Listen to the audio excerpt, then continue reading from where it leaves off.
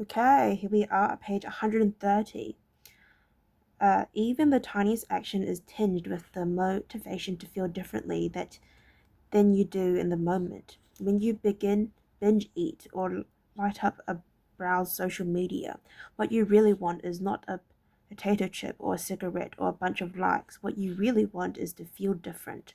Our feelings and emotions tell us whether to hold steady in our current state or to make a change. They help us decide the best course of action. Neurologists, neurologists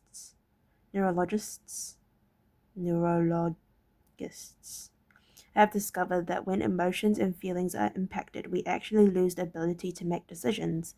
We have no signal of what to pursue and what to avoid. As the neuroscientist Antonio Damasio explains, it is emotions that allow you to make things as good, bad, or indifferent. To summarize, the specific cravings you feel and habits you perform are really an attempt to address your fundamental underlying motives. Whenever a habit successfully addresses a motive, you develop a craving to do it again. In time, you learn to predict that checking social media will help you feel loved, or that watching YouTube will allow you to forget your years. Habits are attractive when we associate them with positive feelings, and we can use this insight to our advantage rather than to our de- de- detriment. How to program your brain to enjoy hard habits. You can make hard habits more attractive if you can learn to associate them with a positive experience. Sometimes all you need is a slight mindset shift. For instance, we often will talk about everything we have to do in a given day. You have to wake up early for work. You have to make another sales call for your business. You have to cook dinner for your family. Now, imagine changing just one word. You don't have to, you get to. You get to wake up early for work. You get to make another sales call for your business. You get to cook dinner for your family. By simply changing one word, you shift the way you view each event. You are transition from seeing these behaviors as burdens and turn them into opportunities.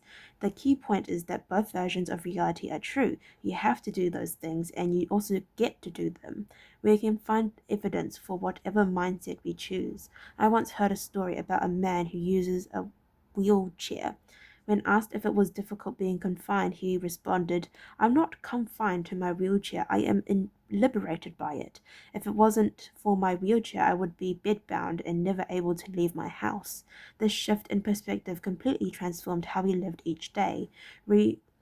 Reframing your habits to highlight their benefits rather than their drawbacks is a fast and lightweight way to reprogram your mind and make a habit seem more attractive.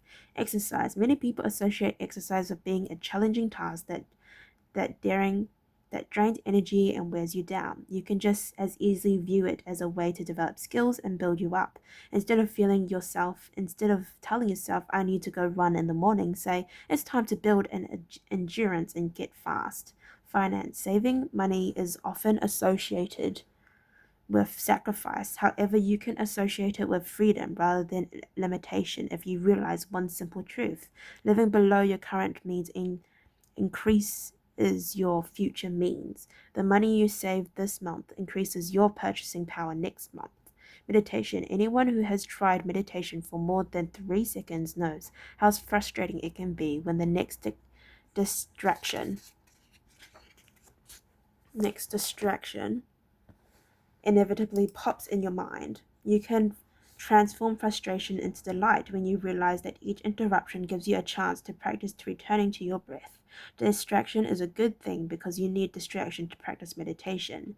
Pre game jitters. Many people feel anxious before delivering a big presentation or competing in an important event. They experience quicker breathing, a faster heart rate, heightened arousal. If we interpret these feelings negatively, then we feel threatened and tense up. If we interpret these feelings positively, then we can respond with fluidity, fluidity and grace. You can reframe "I am nervous" to "I'm excited and I'm getting an adrenaline rush to help me concentrate." These little mindset shifts aren't magic, but they can help change the feelings you associate with a particular habit or situation. If you want to take it a step further, you can create a ritual. You simply practice associating your habits with something you enjoy. Then you can use that cue whenever you need a bit of motivation. For instance, if you always play the same song before having sex, then you'll begin to think that music with the act. Whenever you want to get in the mood, just press play.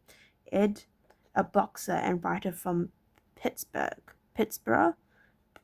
benefited from a similar strategy without knowing it. Odd realization, he wrote, of my force, focus, and concentration goes up just by putting my headphones on while writing. I don't even have to play any music. Without realizing it, he was conditioning himself in the beginning. He put his headphones on, played some music he enjoyed, and did focused work. After doing it 5, 10, 20 times, putting his headphones on became a cue that he automatically associated with increased focus. The craving followed naturally. Athletes use similar strategies to get themselves in the mindset to perform. During my baseball career, I developed a specific ritual of stretching and throwing before each game. The whole sequence took about 10 minutes, and I did it the same way every single time. While it physically warmed me up to play, more importantly, it put me in the right mental state. I began to associate my pre-game ritual with feeling competitive and focused.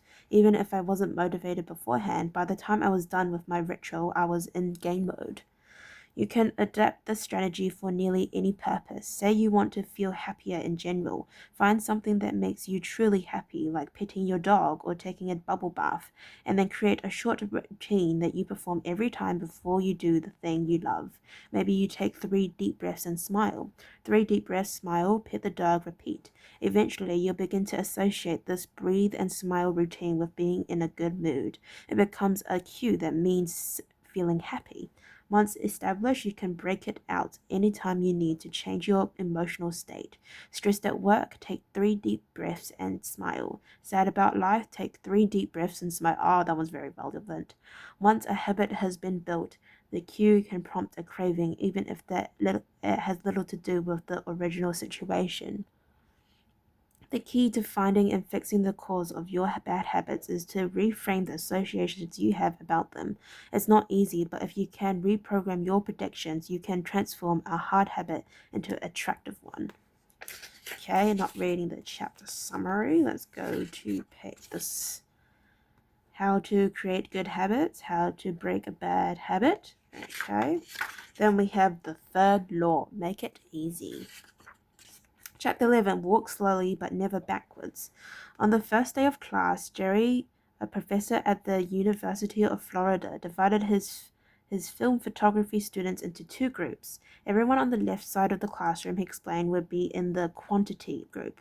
They would be graded solely on the amount of work they produced. On the final day of class, he would tally the numbers of photos submitted by each student. 100 photos would rate an A, 90 photos a B, 80 photos a C, and so on. Meanwhile, everyone on the right side of the room would be in the quality group. They would be graded only on the excellence of their work. They would only need to produce 1 photo during the semester, but to get an A, it had to be a nearly perfect image. At the end of the term, he was surprised to find that all the best photos were produced by the quantity group. During the semester, these students were busy taking photos, experimenting with composition and lighting, testing out various methods in the darkroom, and learning from their mistakes. In the process of creating hundreds of photos, they honed their skills. Meanwhile, the quality group sat. They sat around speculating about perfection. In the end, they had little to show for their efforts other than unverified theories and 1 mediocre photo. It is easy to get bogged down trying to find the optimal plan for change, the fastest way to lose weight, the best program to build muscle, the perfect idea for a side hustle. We are so focused on figuring out the best approach that we never get around to taking action. As Voltaire once said, the best is the enemy of the is the enemy of the good. I refer to this as the difference between being in motion and taking action. The two ideas sound similar, but they're not the same. When you're in a room, you're planning and strategizing and learning. Those are all good things, but they don't produce a result. Action, on the other hand, is the type of behavior that will deliver an outcome. If I outline 20 ideas for articles I want to write, that's motion. If I actually sit down and write an article, that's action. If I search for a better diet plan and read a few books on the topic, that's motion. If I actually eat a healthy meal, that's action. Sometimes motion is useful, but it will never produce an outcome by itself. It doesn't matter how many times you go talk to the personal trainer, that motion will never get you in shape. Only the action of working out will get the results you're looking to achieve. If motion doesn't lead to results, why do we do it? Sometimes we do it because we actually need to plan or learn more, but more often than not, we do it because motion allows us to feel like we're making progress without running the risk of failure. Most of us are experts at avoiding criticism. It doesn't feel good to fail or to be judged publicly, so we tend to avoid situations where that might happen, and that's the biggest reason why you slip into motion rather than taking action. You want to delay failure. It's easy to be in motion and convince yourself that you're still making progress. You think, I've got conversation going with your potential client right now. This is good. We're moving in the right direction. Or I brainstormed some ideas for the book I want to write. This is coming together. Motion makes you feel like you're getting things done, but really you're just preparing to get something done. When preparation becomes a form of procrastination, you need to change something. You don't want to merely be planning, you want to be practicing. If you want to master a habit, the key is to start with repetition, not perfection. You don't need to map out every feature of a new habit, you just need to practice it. This is the first takeaway of the third law. You just need to get your reps in. How long does it actually take to form a new habit? Habit formation is the process by which a behavior becomes progressively more automatic through repetition. The more you repeat an activity, the more the structure of your brain changes to become efficient at the activity. Neuroscientists call this long-term potentiation, which refers to the strengthening of connections between neurons in the brain based on recent patterns of activity. With each repetition, cell-to-cell signals improves and the neural connections tighten. First described by neuropsychologist Donald Hebb in 1949, this phenomenon is commonly known as Hebb's law. Neurons that fire together work wired together.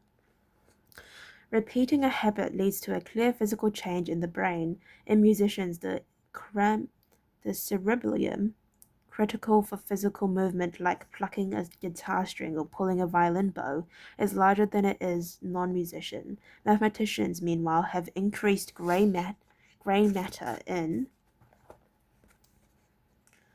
their inferior parietal lobule, which plays a key role in computation and calculation. Its size is directly correlated with the amount of time spent in that field. The older and more experienced the mathematician, the greater the increase in gray matter. When scientists analyzed the brains of taxi drivers in London, they found that the hippocampus, a region of the brain involved in spatial memory, was significantly larger in their subjects than in non-taxi drivers. Even more fascinating, the hippocampus decreased in size when a driver retired. Like the muscles of the body responding to regular weight training, particular regions of the brain adapt as they are used and atrophy as they are abandoned. Of course, the importance of repetition in establishing habits was recognized long before neuroscientists began poking around.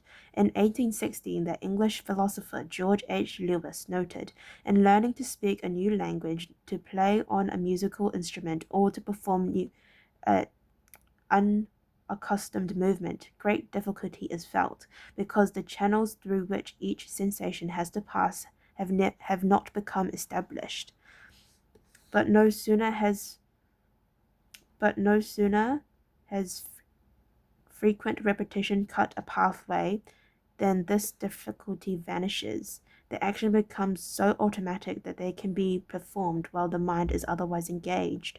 Both common sense and scientific evidence agrees repetition is a form of change.